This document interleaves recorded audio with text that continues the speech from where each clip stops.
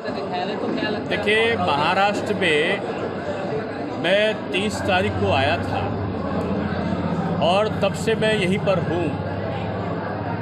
और मैंने चाहे पुणे का जो क्लस्टर हो, चाहे आपका कल्याण का क्षेत्र हो, भिवंडी हो, पूरे विदर्भ की सारी सीटें रही हों, मुंबई की सीटें रही हों, उन सब जगह पर जाने का भी मुझे अवसर मिला है।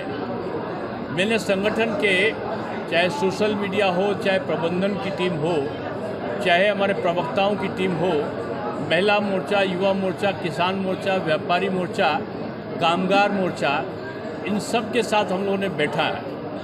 और बैठने के बाद मैं कह सकता हूँ कि कार्यकर्ताओं में गजब का उत्साह है और हर कार्यकर्ता में इस बात की होड़ है कि वो कैसे ज़्यादा से ज़्यादा काम करे जिससे सीटों का ज़्यादा से ज़्यादा मार्जिन बढ़े। मैं इस चुनाव को महाराष्ट्र में कह सकता हूँ कि ये चुनाव जनता स्वयं लड़ रही है। पॉलिटिकल पार्टी के बजाय ये चुनाव जनता लड़ रही है और जनता के मन में मोदी है। जैसे कहा ना कि मनसे ने कहा है कि मोदी जी को जिताना है। मनसे आदरणीय राज साहब ठाकरे जी की पार्टी है, उसका आभार है, लेकिन जनता भी मन से कह रही है कि मोदी जी को फिर से तीसरी बार प्रधानमंत्री बनाना है। आज विभिन्न धाराएं हैं। एक तरफ परिवारवादी लोगों का मिलन है। उद्धव जी आदित्य ठाकरे के लिए चिंतित हैं, शरद पवार जी सुप्रिया सुले के लिए परेशान हैं, सोनिया जी राहुल और प्रियंका के लिए परेशान हैं। ये सब परिवारवादी मिल गए हैं और जो मोदी का परिवार देश की आम जनता है, राष्ट्रवाद है, उससे इनका मुकाबला है। एक तरफ राष्ट्रवादी ताकतें मोदी जी के नेतृत्व में है चुनाव में, और दूसरी तरफ ये परिवारवादी ताकतें अलग अलग स्थानों पर अलग अलग लोगों के साथ मिलकर मोदी विरोध का बीड़ा उठा रखा है। देखिए, हर जगह कोशिश यही है कि घटक पक्ष साथ में आए, लेकिन बीजेपी की मैं बात करने के लिए आया हूँ। बीजेपी एक मजबूत कैडर बेस कार्यकर्ताओं के साथ में काम कर रही है और हमारा कैडर इतना मजबूत है कि नवनीत राणा जी पिछले भी जितना जीती हैं उससे दोगुना मतों से जीत कर आएंगे। भाजपा का कार्यकर्ता नाराज नहीं हुआ करता। भाजपा का कार्यकर्ता बीजेपी, नरेंद्र मोदी और कमल के फूल के साथ है। एक दो व्यक्ति के साथ में रहने से उनकी पार्टी साथ नहीं होती। उनके पार्टी के सबसे बड़े नेता हमारे साथ में है अजीत दादा, और शिवसेना शिंदे के सबसे बड़े नेता शिंदे साहब हमारे साथ हैं। तो कार्यकर्ता शिंदे साहब के साथ होगा कि स्थानीय नेता के साथ होगा, इसलिए व्यक्ति से कोई असर नहीं पड़ रहा है। कार्यकर्ता जो है वो बीजेपी के साथ है। भाजपा का जिस दिन चुनाव घोषित होता है उसी दिन भाजपा का प्रत्याशी घोषित हो जाता है।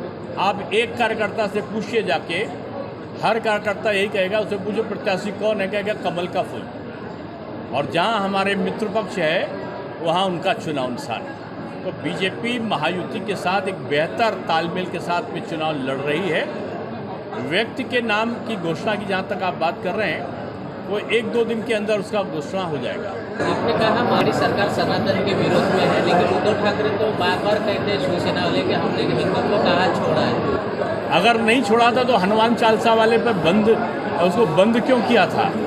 राम मंदिर का उत्सव मना रहे थे तो राम मंदिर के उत्सव पे उत्सव मनाने वालों पर प्रतिबंध क्यों लगाया था? लाठीचार्ज क्यों किया था? आज बाबा साहब का अपमान करने वाली कांग्रेस से और राम का अस्तित्व को ही कांग्रेस ने सुप्रीम कोर्ट में अपना एफिडेविट दिया था कि राम का जन्म कोई प्रमाण नहीं है, राम सेतु बंधु रामेश्वरम है नहीं। यानी राम का विरोध करने वाली कांग्रेस जो आज भी राम जी का दर्शन करने के लिए नहीं गई है, उसका साथ वो कैसे कर लिए? इसके मतलब उन्होंने कांग्रेस की विचारधारा को स्वीकारा। कांग्रेस की विचारधारा राम जी की विचारधारा और बाबा साहब की विचारधारा के विपरीत है। मोदी जी बाबा साहब के पंच तीर्थ बनाते हैं जहाँ जहाँ गए, यानी वो बाबा साहब के संविधान को और बाबा साहब को इस देश की आत्मा कहते हैं। और कांग्रेस ने दो बार बाबा साहब को हराने का काम किया था। उद्धव जी ने जो हिंदुत्व और सनातन का जो चोला था उसको उतार फेंका है और कांग्रेसी उनका चोला उतार ले गए। ये कांग्रेसियों के बारे में बाला साहब ठाकरे जी कहा करते थे, ये किसी के नहीं है, इस देश को बर्बाद करने वाला कोई है तो कांग्रेस है, और इसकी तरफ देखना भी पसंद नहीं करते हैं, ऐसा बाला साहब कहते थे।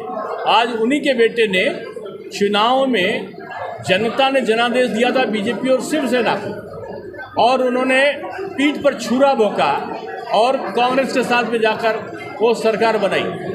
तो जनता इस बार उनको दंड देगी, और मैं समझता हूँ अब तक की सबसे बड़ी हार कभी होगी कांग्रेस की, महाराष्ट्र में शिवसेना उद्धव की और शरद पवार जी की, तो ये सबसे बड़ी हार इस बार होगी।